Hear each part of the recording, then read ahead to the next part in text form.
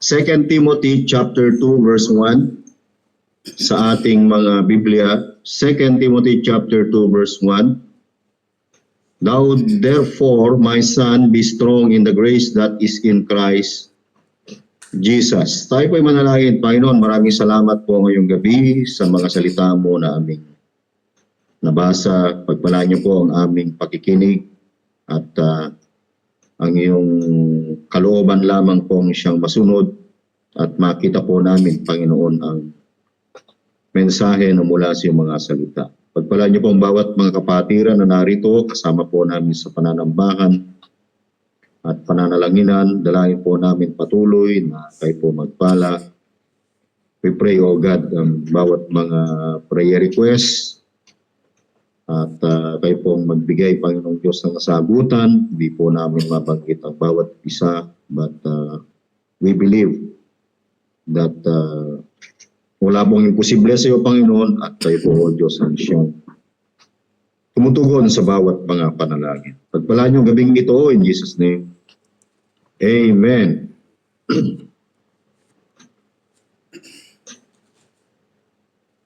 Second Timothy chapter 2 verse 1. Thou therefore, my son, be strong in the grace that is in Christ Jesus. Ito po ay tema na gagamitin po namin sa aming Thanksgiving by this coming April 11 and 12. So please do pray, mga kapatid, by next week na po yan. Tuunahan ko po yung message at may mga bagay po kung nakita po rito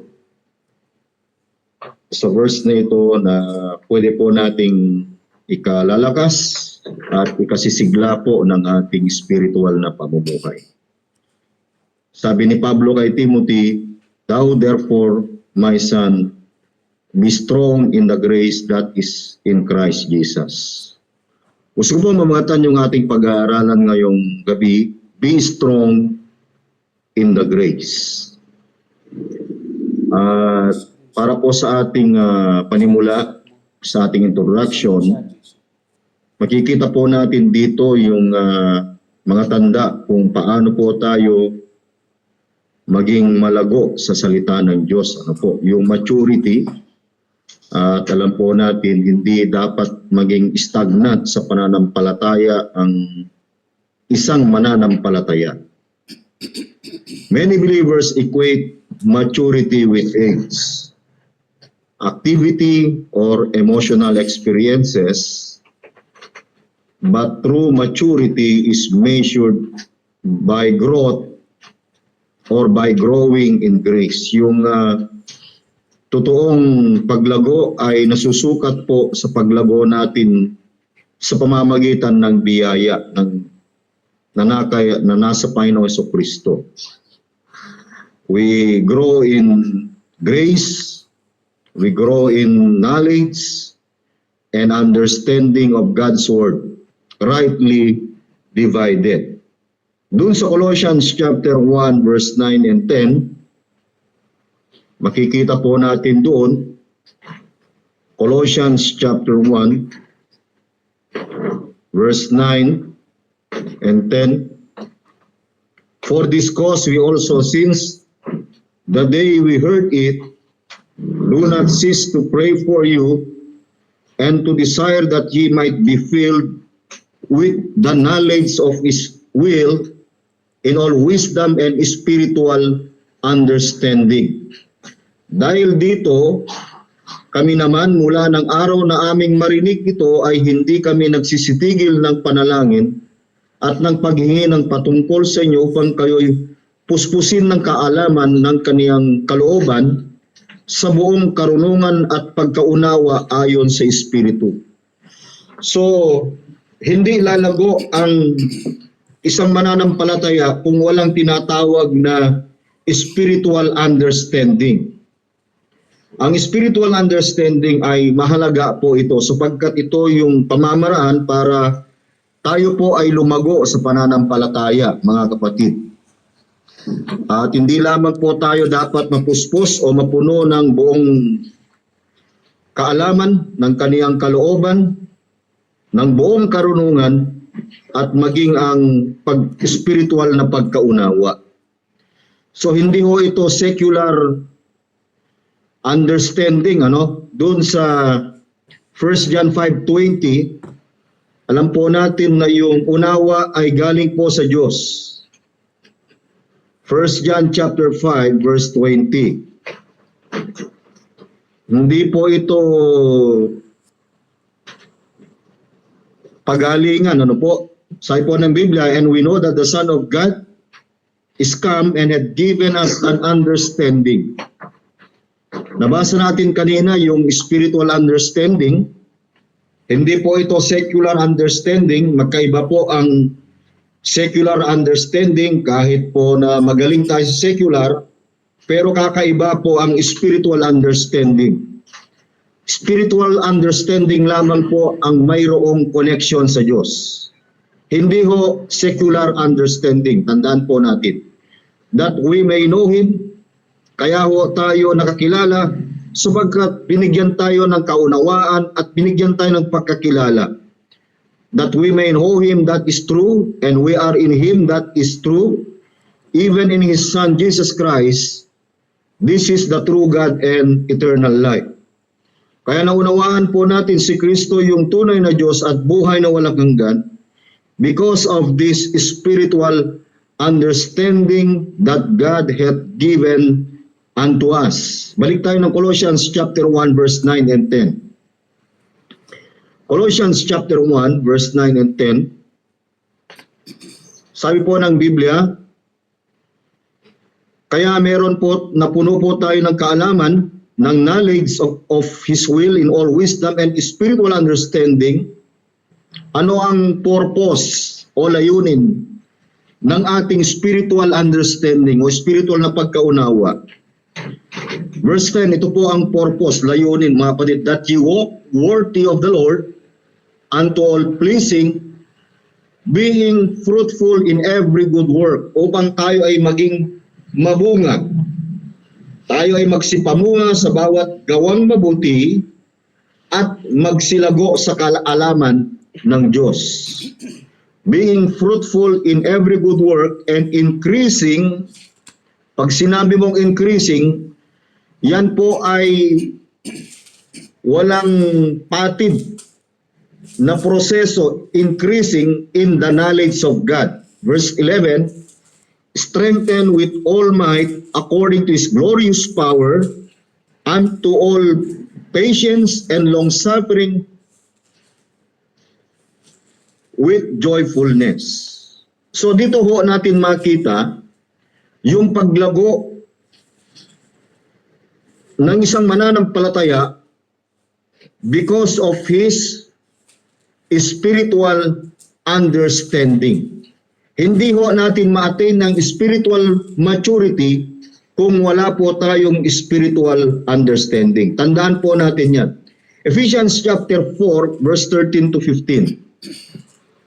Ephesians chapter 4 verse 13 to 15. Sabi po ng Biblia, till we'll all come in the unity of the faith. Ito po yung goal ng bawat mga mananampalataya na lumalago sa pananampalataya. Till we'll all come in the unity of the faith and of the knowledge of the Son of God, yung kaalaman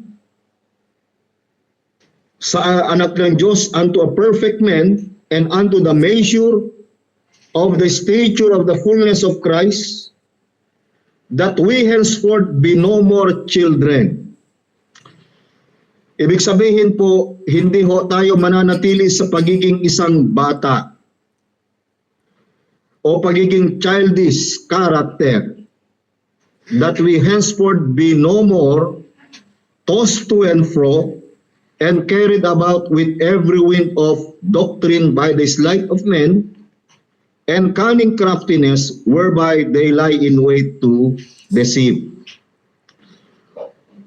Upang tayo wag nang maging mga bata pa na napapahapay dito'y doon at dinadala sa magkakabila na lahat na hangin ng aral sa pamamagitan ng mga daya ng mga tao sa katusuhan ayon sa lalang ng kamalian.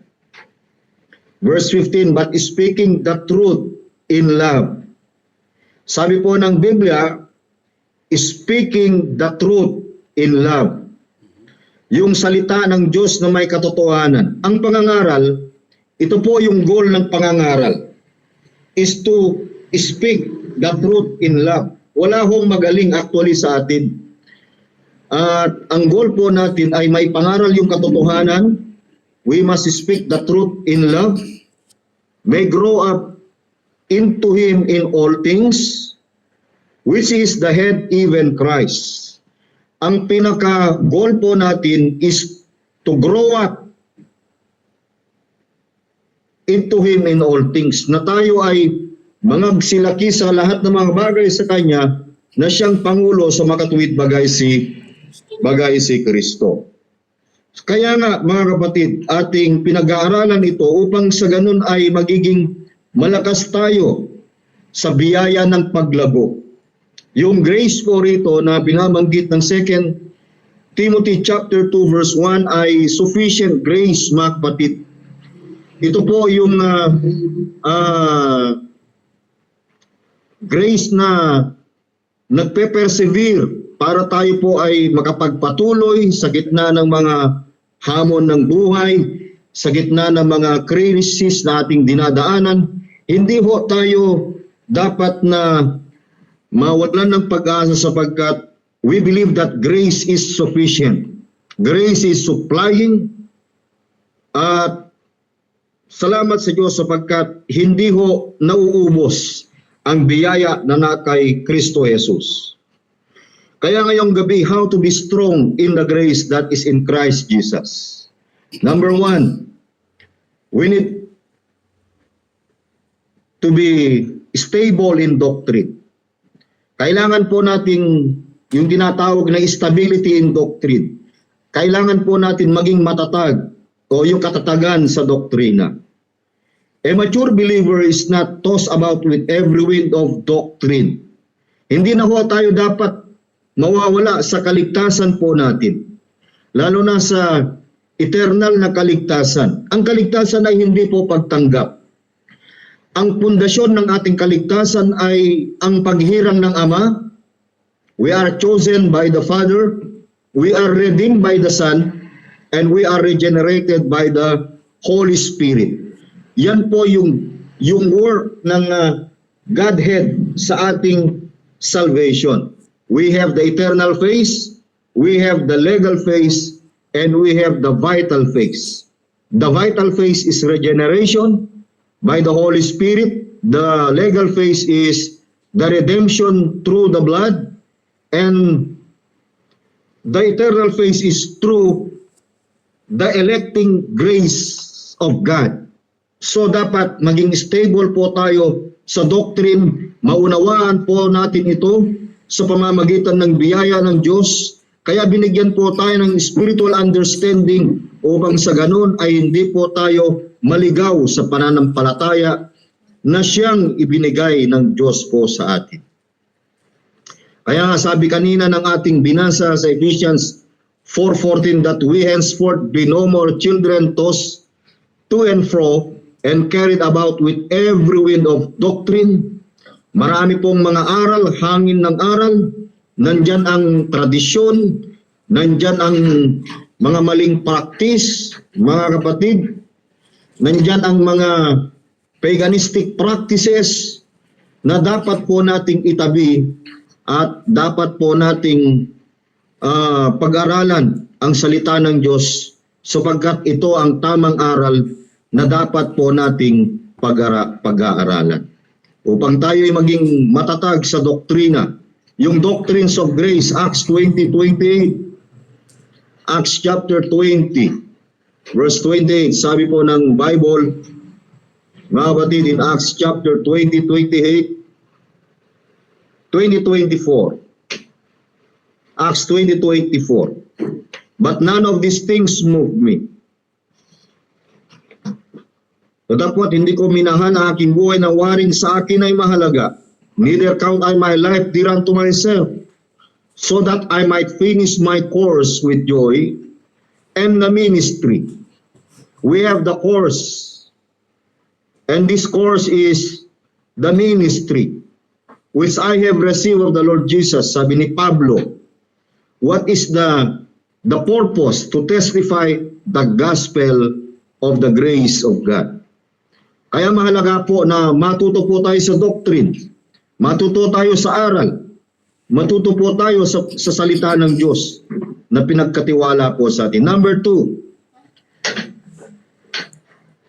how to be strong in the grace that is in Christ Jesus. Stability in doctrine. Number 2, sincerity in devotion. Katapatan sa paglalaan. Ang Kristiyano dapat maglaan yan ng oras sa pagbabasa ng salita ng Diyos. 2 Timothy chapter 2, verse 15. Study to show thyself approved unto God, a workman that needeth not to be ashamed, rightly dividing the word of truth. Kaya mahalaga po mga kapatid, yung aral, yung mag-aral. Mahalaga po yung salita ng katotohanan na dapat pag-aralan. Ito po dapat yung ating paglalaanan araw-araw sa buhay po natin. Upang sa ganun, yung ating pag-ibig kay Kristo ay it will grow deeper. It will not shallow, upang hindi po ito mababaw. Kaya minsan yung pag-ugat natin sa pananampalataya ay mababaw. Pag dumating po yung bagyo ng buhay, madali tayong ma-discourage, madali tayong madapa, madali tayong matumba, madali tayong ma-depress, madali lang ho tayong mawala sa gawain. Bakit? Our faith is shallow. Ang tawag dito, yung paglago po natin ay napakababaw. So maturity means devotion to Christ, not dependence on rituals or religious show.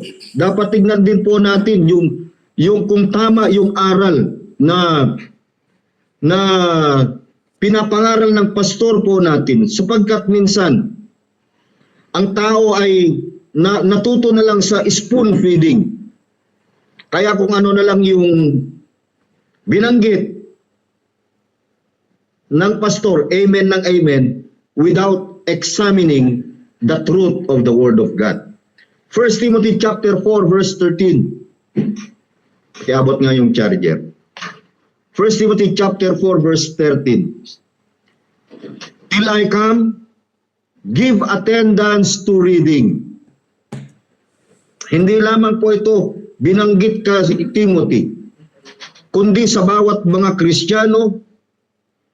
Till I come, sabi ni Pablo, give attendance to reading, to exhortation, and to doctrine. Mahalaga po ang doktrina. Mahalaga po yung katuruan, mga kapatid. Hanggang ako'y pumarian, sabi ni Pablo, magsikap ka sa pagbasa, sa pangangaral, at sa pagtuturo, sapagkat mahalaga, mga kapatid, yung pagtuturo na tayo po'y maglaan sa pag-aaral. Mahalaga po yung salita ng Diyos. Kaya ngayong gabi, we cannot find the will of God outside from the Word of God. Yung mga libro na binabasa po natin, reference lang po natin yan, mga elders, mga pastors. Hindi po yan yung ating final authority. Let us examine the Word of God. Mga kapatid, the book through the Word of God. Kaya mahalaga po, mga kapatid, yung meron tayong katapatan sa paglalaan, sa pag-aaral.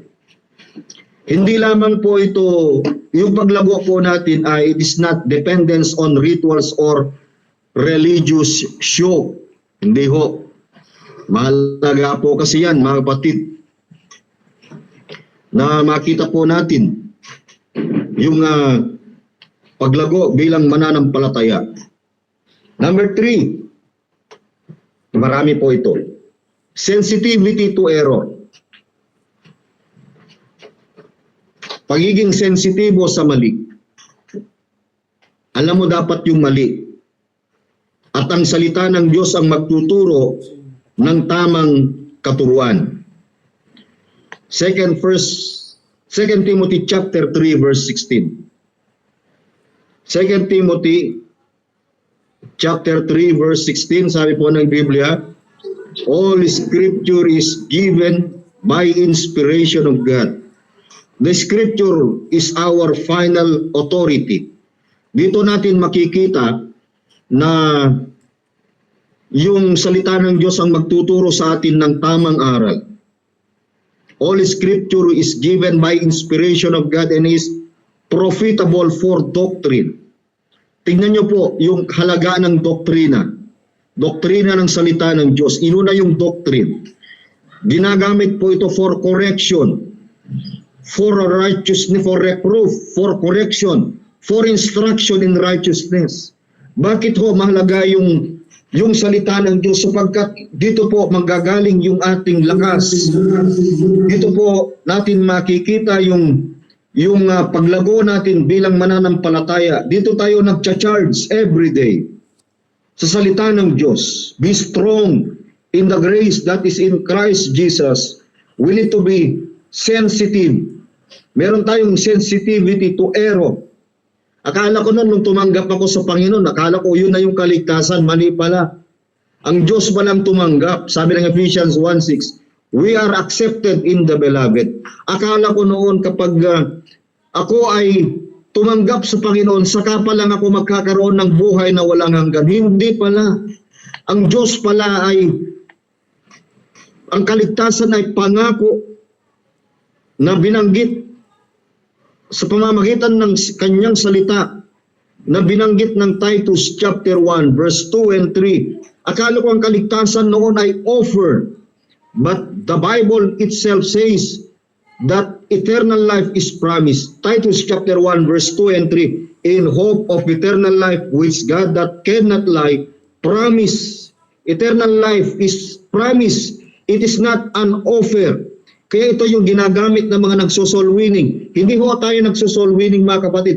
Evangelism ang gawa po natin. Wala tayong karapatang mag-soul winning. Ang Holy Spirit ang nagsosoul winning. Ang Panginoon Kristo nagbigay ng spiritual na kaunawaan, spiritual understanding. Kaya nung nagkaroon tayo ng spiritual understanding, nakita natin ito, na yung eternal life ay it was promised before the world began. Kailan ka nakakilala? In due time manifested His word, verse 3, through preaching which is committed unto me, according to the commandment of God our Savior. Maturity sharpens your discernment. Dito ka lumalakas. Sa pamamagitan ng biyaya na ito na nakay Kristo. Maturity sharpens your discernment. You quickly recognize false gospel. You will recognize legalism. You will recognize misapplied verses. Galatians chapter 1 verse 8 and 9. Galatians chapter 1 verse 8 and 9. Tignan nga po natin Galatians chapter 1 verse 8 and 9. But though we are an angel from heaven, preach any other gospel unto you than that we have preached unto you, let him be accursed. Sabi po ng Biblia, meron pong another gospel. Kaya ang Arminianism ay another gospel. Pagtanggap, yung sinner's prayer is another gospel. Faith plus works is another gospel. Baptismal regeneration is another gospel. Yan, maraming mga, ang tama lang sa regeneration ay spirit regeneration. Hindi po gospel regeneration, mga kapatid. Gospel regeneration, hindi gospel ang mag-regenerate sa tao. It is the Holy Spirit. Hindi rin pastor ang mag-regenerate sa tao. Hindi rin bautismo ang mag-regenerate sa tao.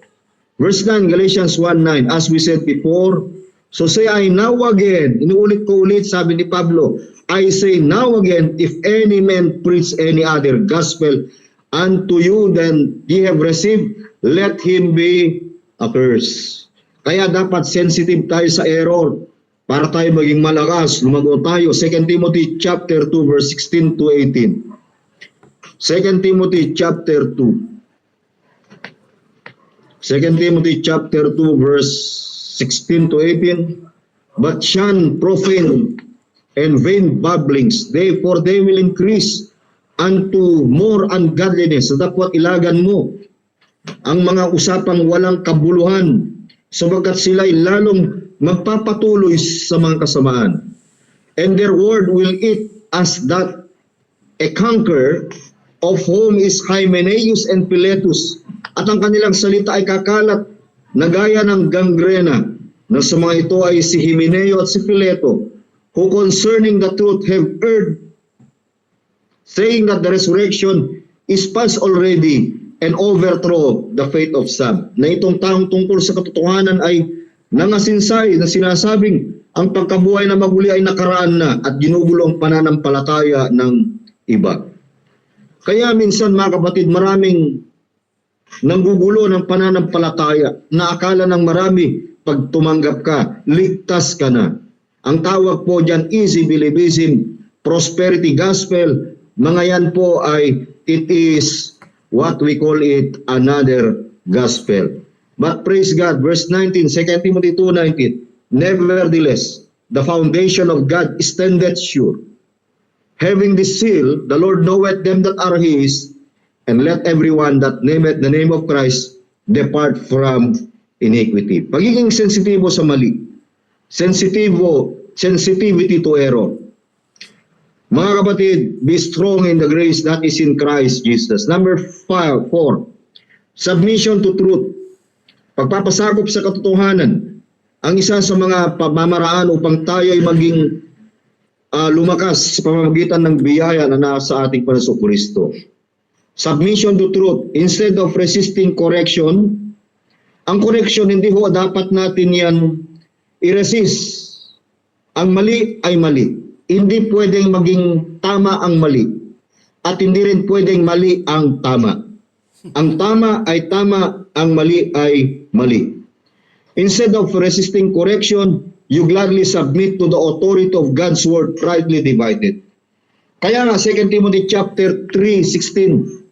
Balik tayo ulit dun sa ating binasa kanina. Paulit-ulit lang po ito mga kapatid. All scripture is given by inspiration of God and is profitable for doctrine, for reproof, for correction. Kaya masakit ang correction minsan. Lalo na kapag ang salita ng Diyos tinanggap mo na salita ng tao. Kung tatanggapin mong salita ng Diyos na ito po ay ginagamit sa pagsaway at natamaan ka ng salita ng Diyos, pasalamat ka, buhay ka. Pero kung ang salita ng Diyos ay tumatalbog, mga kapatid, hindi ko po alam. Maaaring ikaw ay hindi ligtas. Bakit?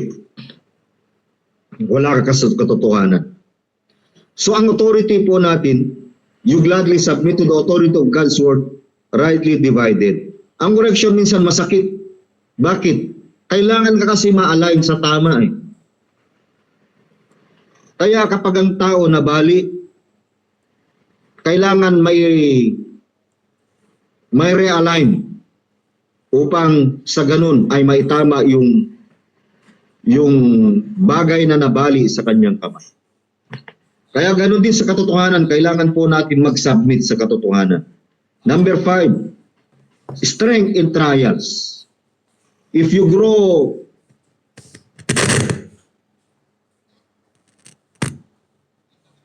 in Christ Jesus, kung ikaw ay maging malakas sa biyaya na kay Kristo, meron kang lakas sa mga pagsubok. Strength in trials. Maturity shows when trials do not shake you. Tandaan po natin, kapag ikaw ay nag-mature, ikaw ay malakas, ikaw ay nagugat sa salita ng Diyos, these trials will not shake you, but strengthen your faith in Christ. Romans 5, verse 3 to 5. Romans chapter 5, verse 3 to 5. Romans chapter 5, verse 3 to 5.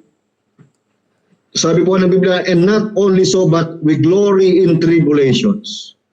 Ang taong lumalago sa mga pagsubok ng buhay, sa kapigatian, Makikita po ninyo yung bunga, knowing that tribulation worketh patience. There is strength in trials. Patience, verse 4. Yung katyagaan, experience. At ang katyagaan ng pagpapatunay at ang pagpapatunay sa pag-asa. Experience and experience hope. And hope maketh not ashamed, because the love of God is shed abroad in our hearts by the Holy Ghost, which is given unto us. Alam nyo, kapag ikaw ay malakas sa mga subok ng buhay dahil sa biyaya na kay Kristo, hindi ka basta-basta nadi-discourage, hindi ka basta-basta nadidismaya, hindi ka basta-basta bumibigay, mga kapatid.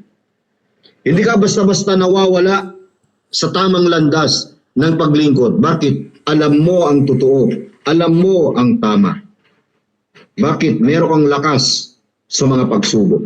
2 Corinthians chapter 12, verse 9 and 10.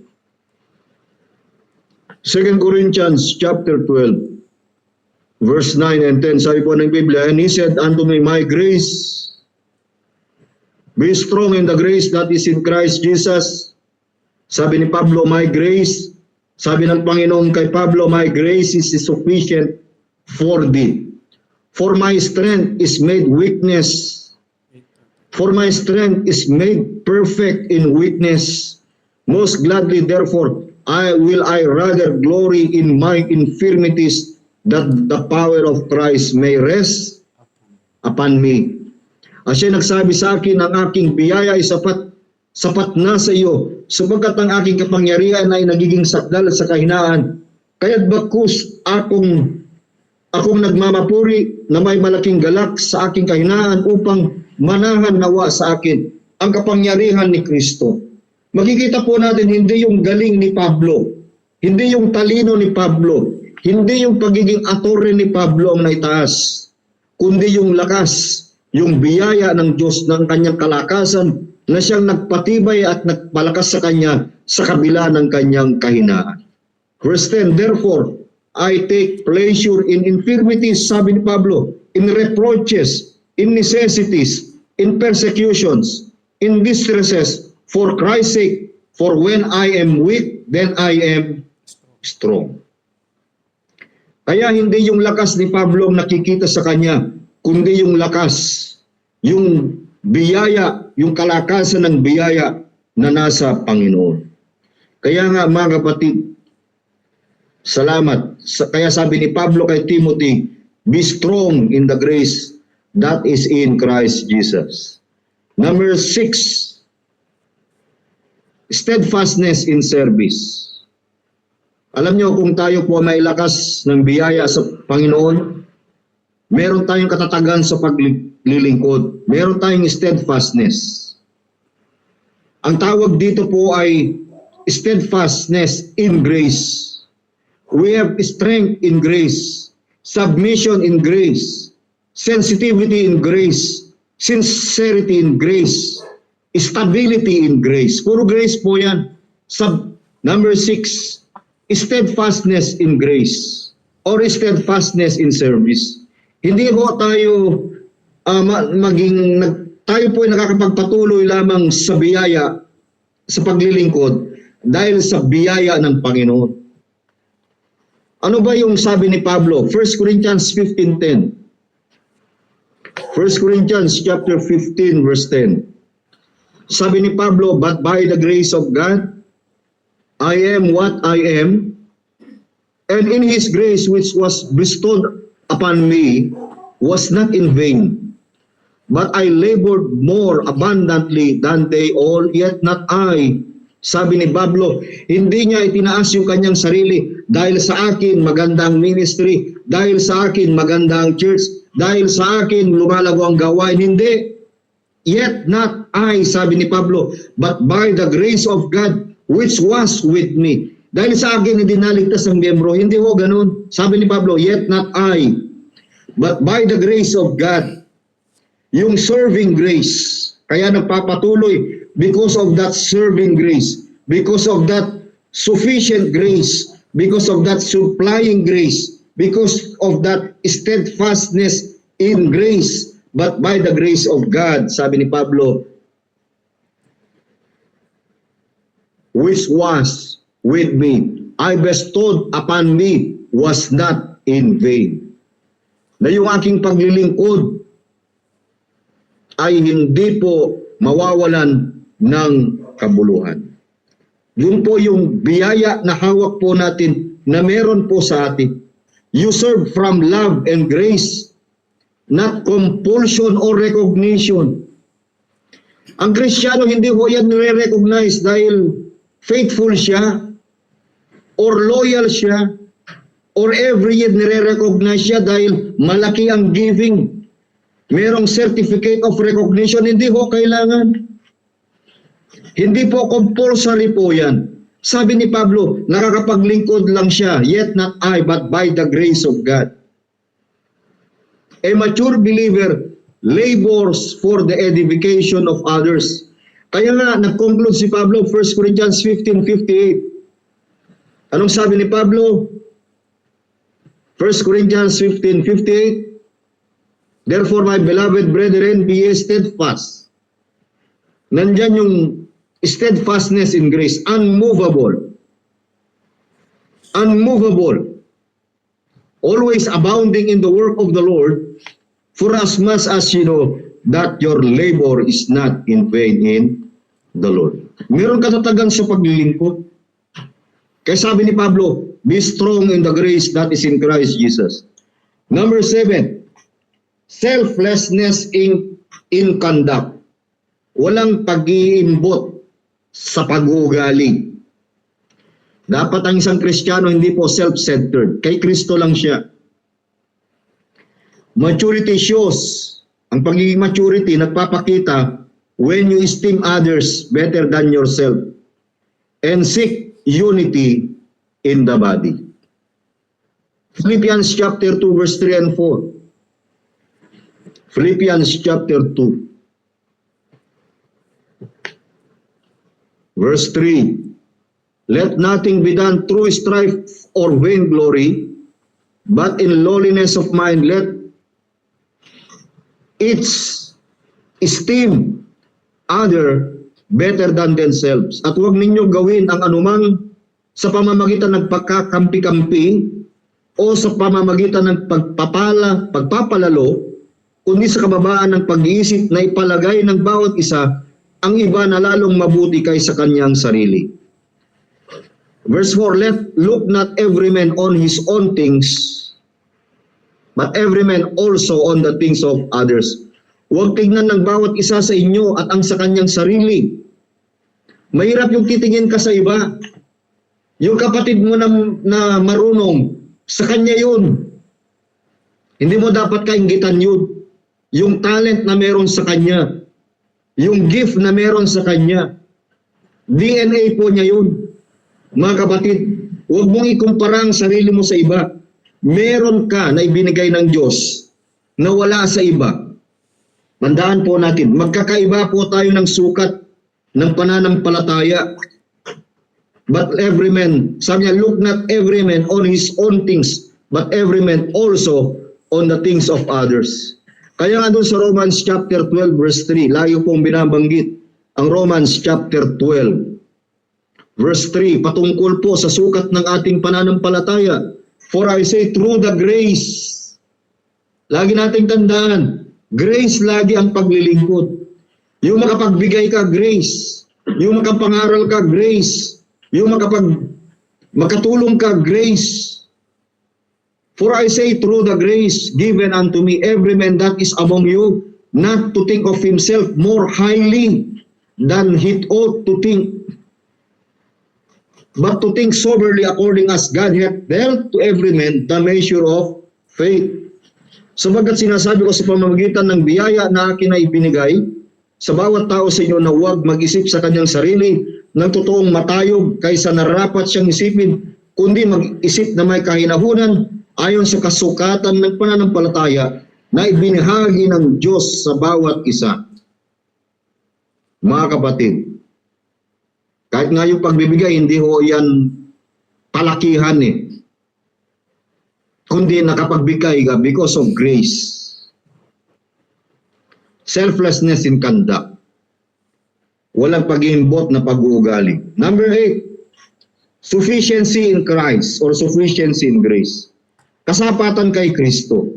Alam niyo mga kapatid, sabi ni Pablo kay Timothy, be strong in the grace that is in Christ Jesus.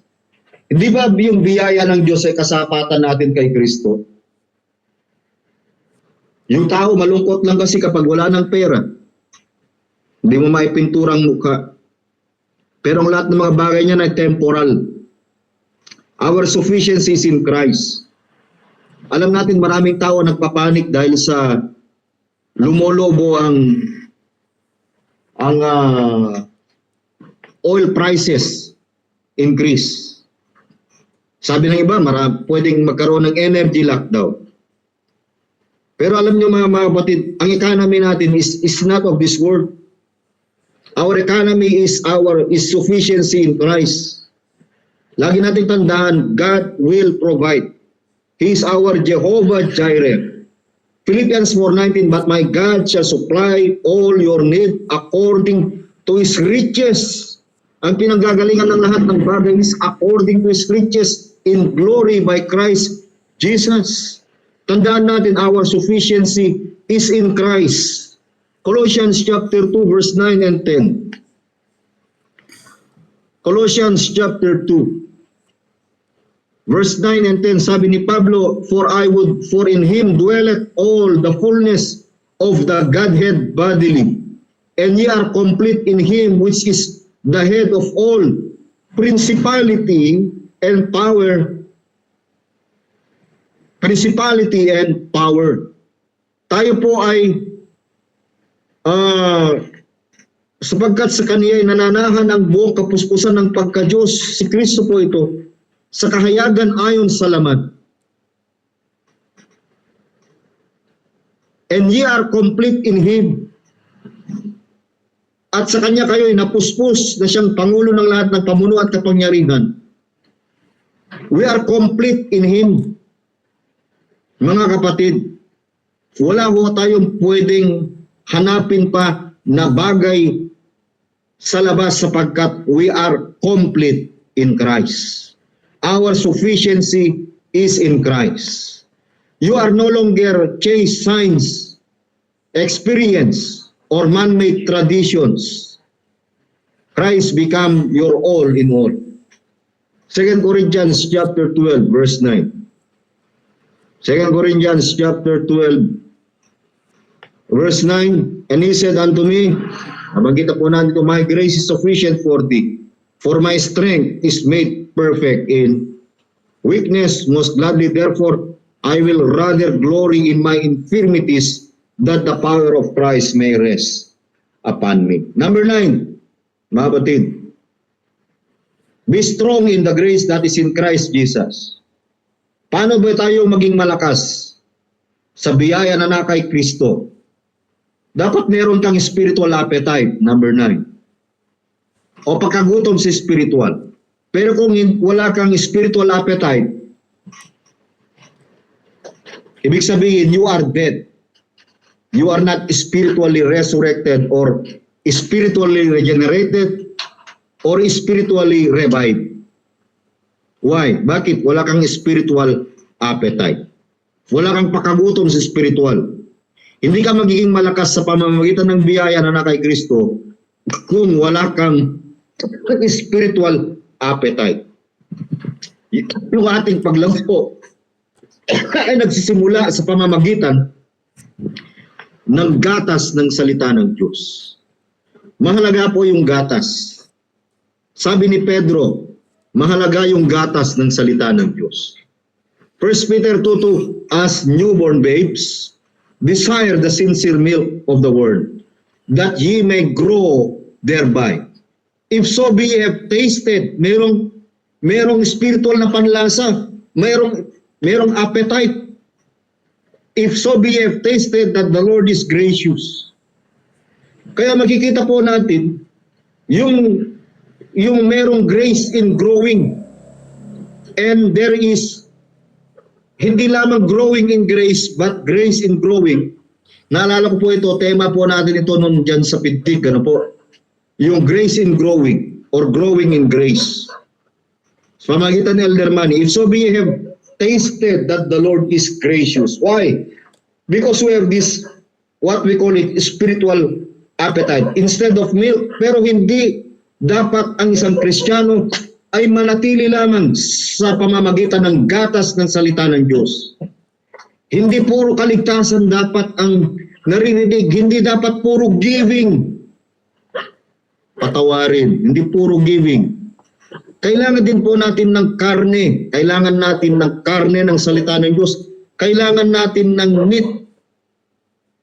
Ibig sabihin, yung deeper truth of God's Word, especially the doctrines of grace.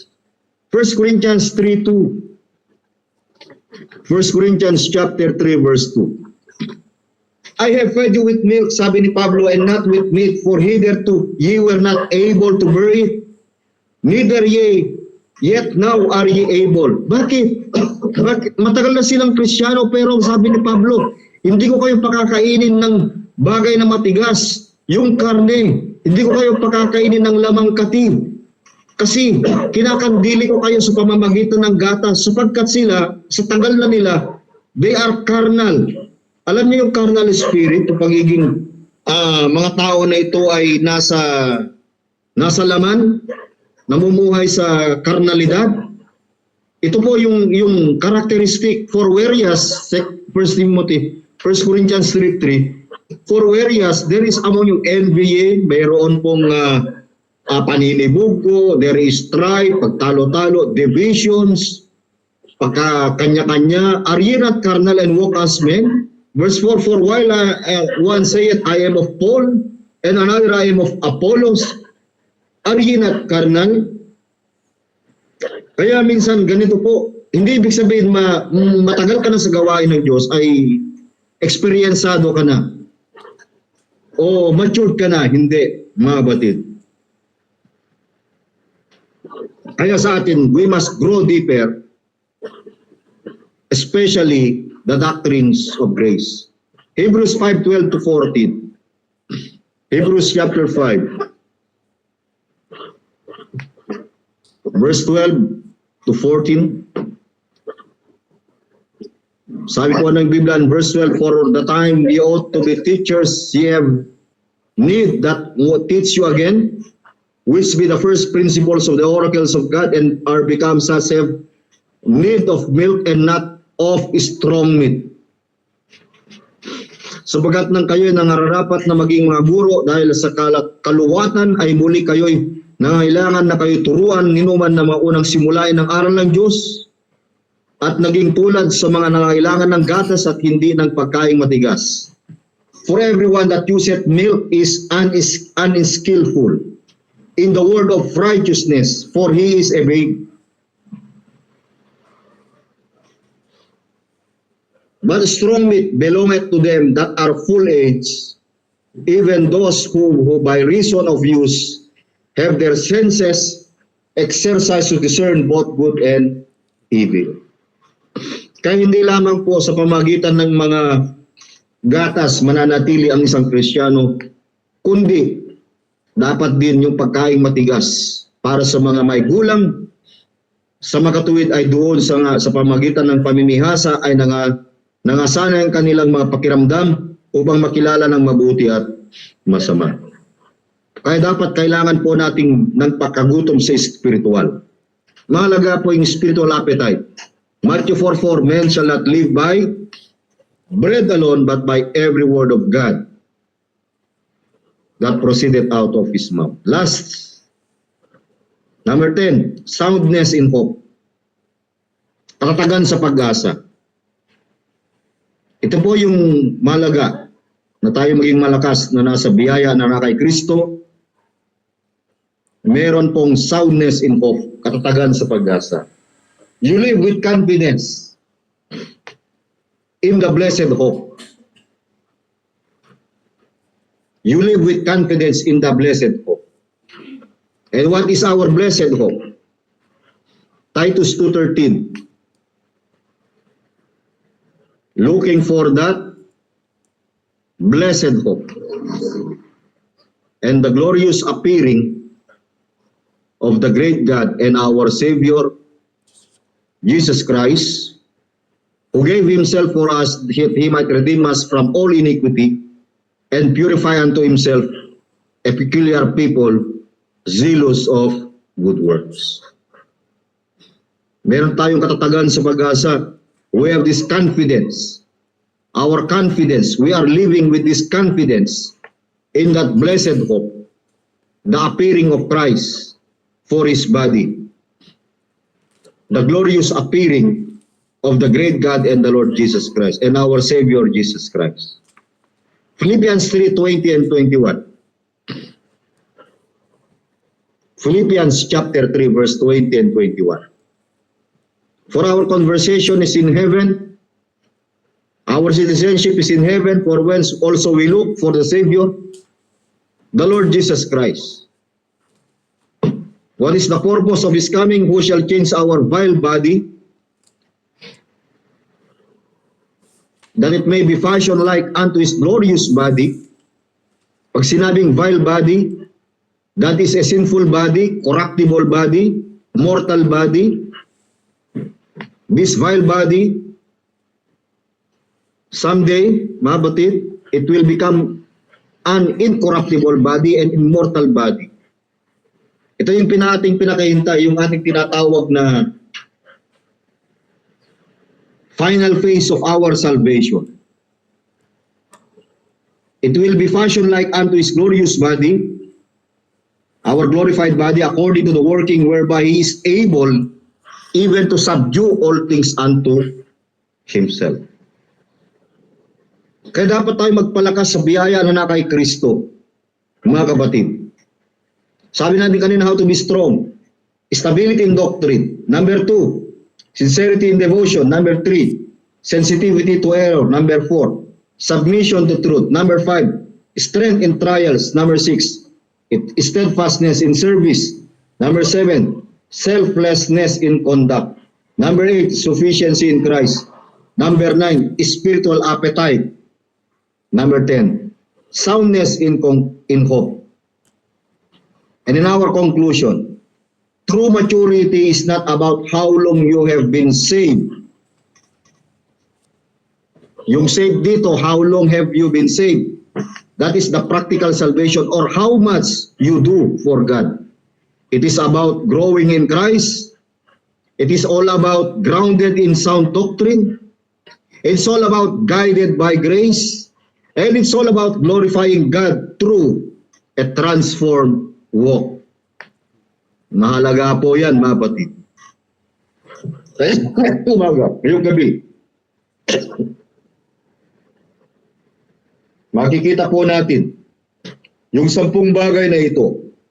Study, stand, submit, serve, separate, strengthen, seek, stay, share, and set your hope on Christ's coming. Spiritual maturity is not measured by activity or age, but by stability in Christ. Stability in Christ and sensitivity to his truth revealed through the Word of God. Magandang gabi po at nawa pinagpala tayo ng Panginoon.